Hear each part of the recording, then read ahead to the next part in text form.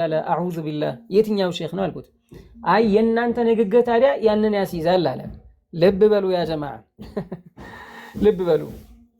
ልብ በሉ ላዚሙል መዝሀቢ ለይሰ ቢመዝሀቢን አይደለም የሚሉት እነሱ።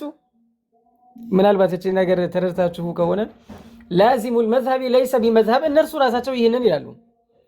طيب እኛ ፈኽሩ ራዚ ኪታባቸው ላይ ያለው ነገር ትክክል አይደለም ማለት ዑለማዎች ኢጅማዕ በነቀሉትኝ መሰረት ዑለማዎች ራሳቸው ትክክል እንዳልሆነ ስለሚናገሩ ዲቴል ፈኽሩ ራዚ ኪታባቸውን ባይጠቅሱም ይሄ ነገር ትክክል እንዳልሆነ ዑለማዎች በይነዋል፣ ጠቅሰዋል። ይሄ ንግግር ኪታባቸው ላይ ያለው ንግግር ለምሳሌ አንድ ሰው ቢል ይሄ ንግግር ኩፍር ነው ካለ ይሄ ንግግር ኩፍር ነው ማለቱ ፈኽሩ ራዚ ካፊር ናቸው የሚለውን ነገር ያስይዛል። هل يكون التزم هذا القول مذهبا له أو اتخذه مذهبا له؟ لا لا لا لا لا لا والله عجيبنا تجينا قرنا بارك الله فيكم.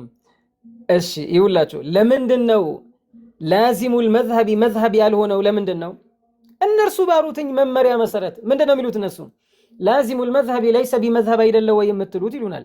طيب ላዚሙ المذهب ليس بمذهب የሚባለው صريح ካልሆነ ነው፣ صريح ባልሆነው በይን ባልሆነ ነገር ላይ ነው። ስለዚህ የኛ ነገር ደግሞ በይን አይደለም እና ለምን አትቀበሉንም ታዲያ? نحن إنما قلنا بما قال به العلماء فلماذا تلزموننا بذلك؟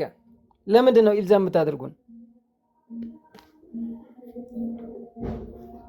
والله الحمد لله رب العالمين. بارك الله فيكم.